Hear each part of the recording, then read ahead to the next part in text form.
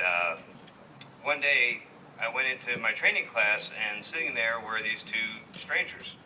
And we met these two fellows. One person's name was Mayo. The other person's name was Ilan Ramon. And we were told for the first time that we have two new members of our astronaut class. One of these two men will be the first Israeli astronaut, and they will be part of your group. And for me, being a Jewish American, it was something that was extraordinary. I had no idea that this was going on. I had no idea that this was in the works. And I was extremely proud to have these two men joining our class. And so I got to know Ilan starting that day. And I got to know his family. We actually spent the first Passover they spent in Houston. They invited me over for a Seder, and we had that's when I first met Rona and the kids. And so I guess what I want to say to all the children that are here is that it's a wonderful thing to have Ilan Ramon's name on your school, but with that comes a tremendous responsibility. Because this is a person that is really worthy of emulating. He was an amazing man. He's the kind of guy that you would really want as a friend. He is also incredibly competent at everything he did. But the thing I think I remember most is his most extraordinary quality is his humility. So he did all these amazing things, and it was secret to us at the time, but it's common knowledge now that he was one of the men that were part of the raid on Iraq that destroyed that nuclear reactor and took weapons of mass destruction away from Saddam Hussein.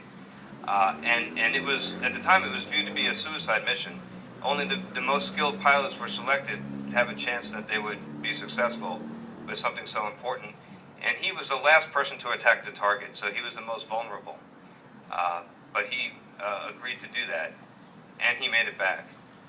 Now here he was at NASA, and he was flying with American pilots that were tremendous, had much fewer hours in airplanes, and were not nearly as talented as he was. But because of the arrangement, he could only fly in the backseat. He wasn't even allowed to do the takeoff and the landing. He just had to sit there and be quiet.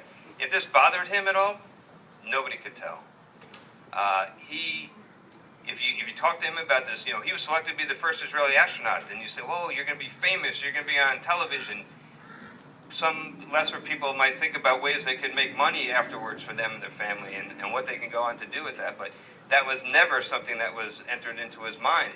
His sense of duty was so extraordinary, and his need to represent not just. There's a story about the chief of staff of the Israeli Air Force called him one day and said, "Ilan, with all the delays, I'm sorry, we're running out of budget, and we're going to have to bring you back to Israel."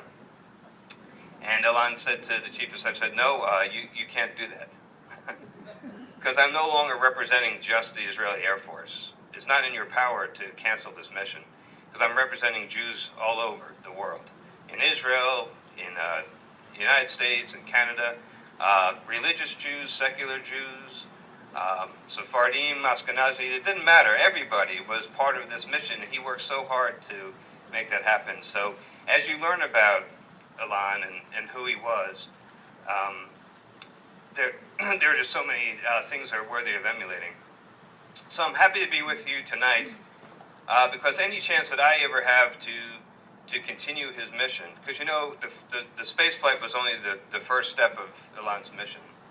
What he was looking forward to most was not necessarily flying in space, but it was coming back and inspiring a whole generation of people to follow in his footsteps and to pursue a brighter future by learning about math and science and technology and finding socially responsible ways to apply them and make our world a better place. He really believed that was our key to a happy future, both in Israel and then throughout the whole world.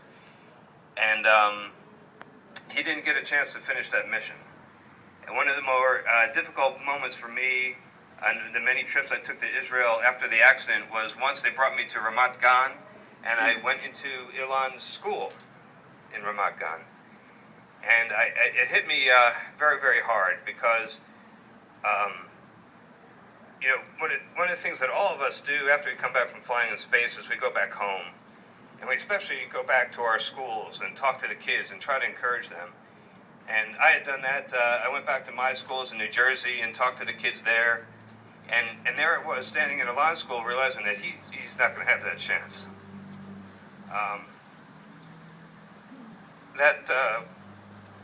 When that realization hit me, it was extremely powerful.